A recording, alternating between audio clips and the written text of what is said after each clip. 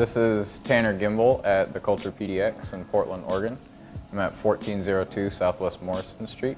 The Culture PDX came around about 3 years ago. I started the Instagram about 3 years ago as a way to kind of anonymously share historical information as a collector, rather than just the traditional like day-to-day post of, like we were talking about, general release retail Nike product.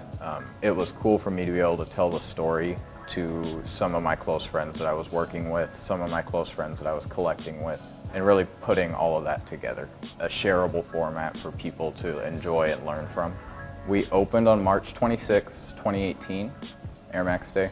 We did a pop-up event that evening, drummed up a lot of campus employees, drummed up a lot of old friends of mine just from my time working for the company.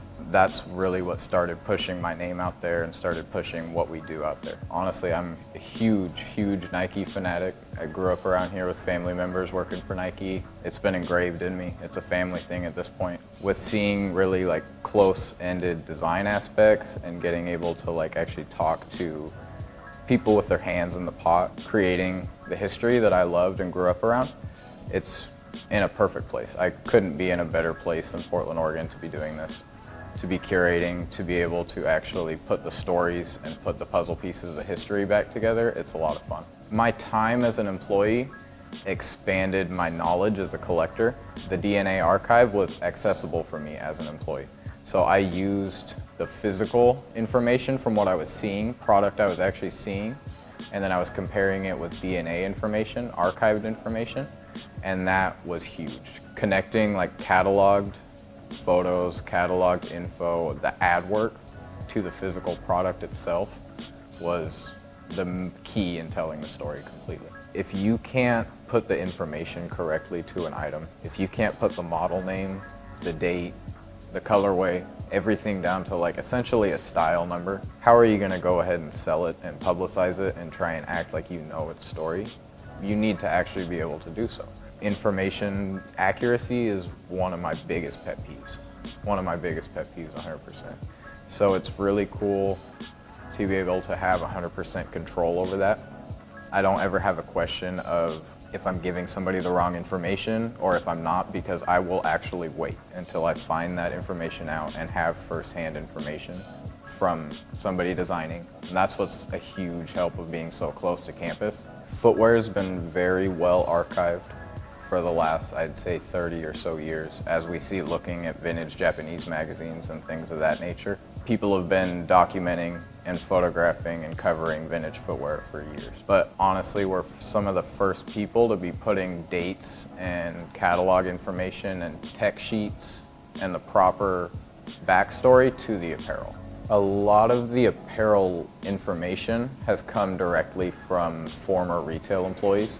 So really going from a collector to an employee just took the access to information to another level, and then that took the interest and just let it snowball upon itself and just started getting more and more like all-encompassing. So the Hike Nike branding that just recently got brought back with Sean Witherspoon, this is probably the most asked about piece in the whole store. A blue tag, single stitch, original Hike Nike tee. We all know the Chronicles Deluxe, the Lightning Chronicles Deluxe book. The short sleeve tan version that they have in the book is exactly that. It is a short sleeve. So for us to have come across the obscure long sleeve is very interesting. I would say probably 9 out of 10 people that come in the store ask about this specific t-shirt. They'll actually grab it off the wall and ask me for a price point on it. I don't know if there's one in DNA. I don't know if they have a physical copy of an original for reference. I will patiently wait until I find that out, and I will let it go to the proper home. But this is one of those things that, in my opinion, is special enough that it can't just be publicly sold to who has the heavy PayPal. It needs to be taken proper respect with. And so this one is one of the other commonly asked about. This one's the 1978 Pre's Trail Run tee. Notice it is on a cut tag, but it is a ringer, single stitch, and then the kicker on the back. That traditional pinwheel, or some know it as a sunburst. A t-shirt like this holds pretty amazing historical reference for where we are in the state of Oregon. Coos Bay, Prefontaine, we all know that kind of story, but for us to be in 2018 and for us to 40 years later be finding and have intact an original Pre's tree rail tee is one of the few that we don't see really ever. This one and then one other single stitch pinwheel is probably the most hard to come by tees we have in store. We've been looking before this for about 4 years, and we've had this t-shirt for like 2.5.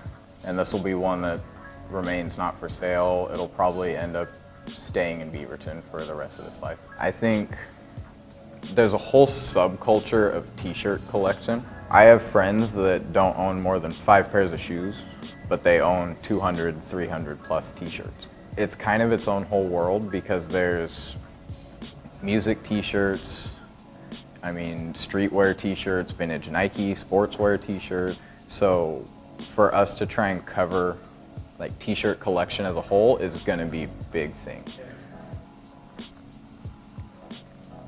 And so one of the more heavily asked about pieces of footwear in the store. Tagged 1987, released in 1988 to the public, the big window Air Max 1 in the white and red original colorway. Mesh is still fully intact. Bubbles for the most part are all still there. It's asked most about, I think mostly because of condition. People are curious to see why something like this in this type of condition, when they don't know sneaker culture in depth, why something like this is so praised to us. We kind of understand why the big window story's historic. We know what the silhouette is to us as a community, like this is everything. But what's really amazing is for us to be able to find something like this locally in the Portland area. We know the gentleman that ran in this shoe originally, and a Nike employee purchased this shoe off of them. And it will stay within the Beaverton, Portland area, I'm sure, for probably its life. I openly tell people it's not for sale, and I have heard 4-digit figures thrown at me in store, just people looking at it. I didn't understand that because the type of people that usually throw those type of figures around are not people that are looking to archive and properly put the respect on it. They're just kind of looking to put it in an IKEA case and look at it in their sneaker room. And I get that, but there's also a certain respect level of like, you need to treat the item itself with justice and tell the story. There's not very many pairs out here left. It can't just be locked up and let to rot in a box, because that's what will happen, is this shoe will eventually turn all the way to dust. So why would we not tell the story while we can and love and appreciate something like this while we can? I would rather post something as an available in-store only item and have a bunch of people that I know directly DM me about it, interested in it, and then that way I can choose where it goes. I can know the home it's going to, and it's not getting sent to whoever has the heavy PayPal. And so it's really cool to be able to keep things so close to home. I mean, yesterday I had the finances team from Nike come in. They saw a global finance team crew neck sweatshirt that I had sitting on the rack, and I had no clue that they were finance employees until they saw that sweatshirt, and they got very excited and started talking to me about how that's the category they're in, that's where they've been working for the last 12 years. That was huge for me, to be able to get a piece of apparel from '96 back with the current, in 2018, finances team. And mind you, that's a piece of apparel that wasn't widely produced and retail produced. That's a piece of apparel that maybe 25, 30, 35 max was made and given out to a group in an office building. And yet we're able to come across them in the Portland area and then get them back with the proper employees out in campus. That's like next level to me. So the Eakin team is actually a job that was created, and I want to say around 89 to 90 from what I've heard. This jacket, there's supposedly about 20 to 25 of in existence. The role of being an Eakin, you need to know Nike backwards and forward. So Eakin is literally just Nike spelled backwards, but what that is that's to share product information, share history and heritage information, and to share the story at Nike itself and to translate that to the athletes or employees across the world on a global scale. So now we have global Eakins, we have DTC Eakins, there's multiple different teams. This was from the era of there only being about 20 Eakins. One of these jackets was made in '92 and given to Phil. As far as I know, that jacket is long lost and we don't know where it's at. This jacket's one of the few that remains. We found it locally, about 20 minutes away from here with an employee family. It's amazing getting to experience history like this, things that should have never been forgotten about and have never been lost, and actually being able to give them a loving home. Being able to like tell the history and tell the backstory and have other Eakins from my generation, have people that taught me. I've had my Eakin try this on. The Eakin that I worked for while I was in retail tried this jacket on and loved it, and honestly, he's probably one of the few people that will ever have the option to buy this because of what he taught me over the years and how much he's helped me.